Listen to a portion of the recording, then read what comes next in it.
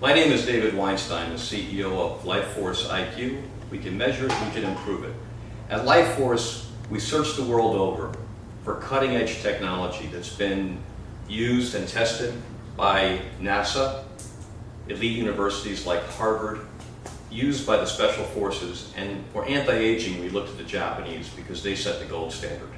In all of my searches, one of the first products I found was Kaatsu, which we're going to talk about today. Kaatsu is a type of blood flow modification that's been validated by all of these elite institutions that I've mentioned. And what sets it apart and makes it the gold standard of blood flow modification is something called the cycle. John, can you explain the cycle? Yeah, sure, David. John Doolittle here. I work for Kaatsu Global. I've been trained by Dr. Sato in Tokyo, the owner and founder of all this technology. It's his life's work, to be honest with you. And the key thing with Kaatsu that makes it so much different than everything else that's out there in this whole compression training world is the cycle. And the cycle is a pressure on and a pressure off. I'm going to go ahead and I'm going to hit start on David. He's already hooked up to the Master 2.0. And we're going to go through a protocol that's 20 seconds of pressure and then 5 seconds of no pressure.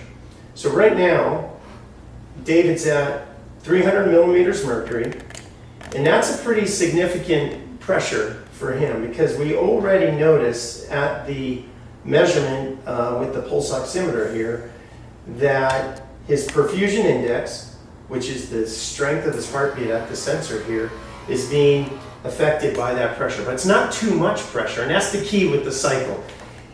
We're on the second cycle right now. Each time the device comes up in pressure, everything distal of the bands, everything kind of downrange of the bands is engorging with blood, all the way down to the capillaries. Everything is filling up and almost stretching open for 20 seconds in this case. And that can all be adjusted, the times can, but every 20 seconds, all the capillaries engorge and stretch open and then release. And in the next 20 seconds, there's a little more pressure. And they engorge a little bit more, stretch open and release. Why is that aspect of Kaatsu important? Why is that pressure on and pressure off so important? The key piece for improving circulation is vascular elasticity. Every time that these bands come to pressure, like just happened right now for 20 seconds, David's experiencing a mechanical stretch at the vascular level, right? So all that tissue that's downrange of the bands is stretching open. That's important for recovery after heavy exercise. That's important for warming up before heavy, intense exercise. You can also untether even if you're in the middle of the cycle and work out like that.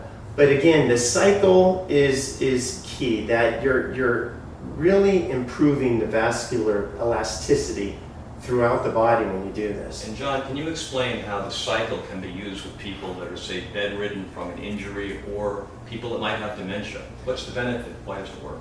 Well, when you're doing the cycle, let's say you're bedridden or you're recovering from an accident or you've just had some surgery. Every time the vascular tissue stretches open like that and then releases, you're mimicking exercise.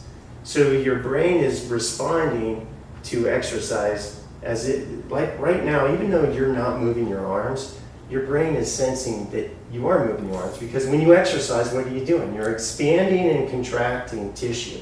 Well, that's exactly what's happening right now. So if we did biomarkers on you, even if with you not moving right now, your markers that replicate exercise are being developed or used right now. And for dementia? For dementia, one of the studies that NASA asked Harvard to look at was, is there something we can do to improve circulation in the brain and to decrease something called ICP, intracranial pressure? Harvard did a study on Kaatsu. The guy's name is escaping me right now. But the study that they did during the cycle phase, at each release, the intracranial pressure decreased. When ICP goes down, headaches go down. When ICP goes down, circulation and blood flow in the brain is increased. So that would help someone with dementia. I know that in Japan I've seen videos of women recovering from Right. dementia in their 80s. It's very exciting research. Right. Our oldest patient in Japan is 104 years old. She was not a dementia patient, but the one that you're talking about, she was bedridden for months, close to a year. And as Dr. Sato did very, very light, and this is key, right? They're very light cycles. As he did more and more cycles on her, she started to improve. She started to increase her cardiac output and stroke volume. Her circulation started to improve, and as circulation improves, as you can imagine, she got more and more functionality back, and the dementia started to go away.